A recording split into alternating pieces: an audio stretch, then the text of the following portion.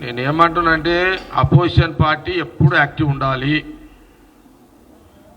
మేము ruling party, మేము ఎప్పుడు యాక్టివ్ ఉంటాం. కాంగ్రెస్ పార్టీ మేము ఎప్పుడు ఇట్లనే రూలింగ్ ఉంటాం, మేము ఎప్పుడు ఇట్లనే యాక్టివ్ ఉంటాం. కాంగ్రెస్ పార్టీ మీరు అట్లనే అపోజిషన్లో నుండి అట్లనే డ్రెస్సులు చేంజ్ చూసుకుంటూ తిరుగుండి మీరంతా.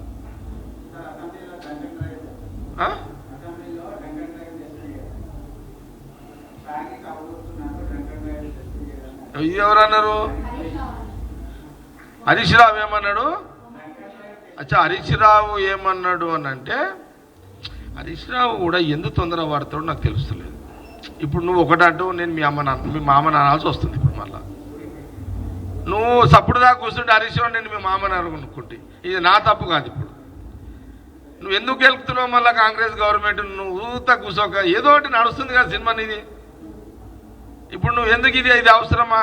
ఈ డ్రంక్ అండ్ డ్రైవ్ మిషన్ తీసుకొచ్చి టెస్ట్ చేయాలి అని అసెంబ్లీలో చేయాలి అని నువ్వు అనడం ఇది అవసరమా నీకు?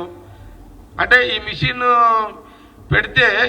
పెడితే అసలుకే మీ మామ కేసీఆర్ వస్తలేడు. మిషన్ పెడితే ఎప్పుడన్నా వచ్చేది కూడా బంద్ అవుతాడు కదా కేసీఆర్ గారు.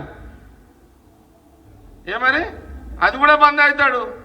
మాకేం ప్రాబ్లం లేదు. మీ మామ కేసీఆర్కే ప్రాబ్లం అవుతుంది. ఏది ఆ మిషన్ పెడతా అంటే నీ మామ కేసీఆర్ గారు మొత్తానికి అసెంబ్లీ రాకుండా మిషన్ పెట్టమంటున్నావా? దాని అర్థము అందుకే పెట్టమంటుండేమో. మరి వాళ్ళు తెలుసుకోవాలి, కుటుంబ సభ్యులు తెలుసుకోవాలి. అది రేవంత్ రెడ్డి ఏమన్నా ఒకటిగా ముందు పెడతాడు మిషన్ ఆడ. అసలుకే కేసీఆర్ వస్తలేడు, రేవంత్ రెడ్డి సీఎం ఒత్తుకుంటుండు.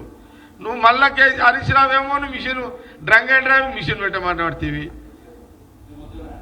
మొత్తానికే రాని కేసీఆర్ గారు. ఎట్లా హరీష్ రావు నువ్వు ఇట్లా చేస్తే ఎట్లా? నువ్వు మీ మామని కేసీఆర్ కొంప ముంచితే ఎట్లా రాజకీయంగా?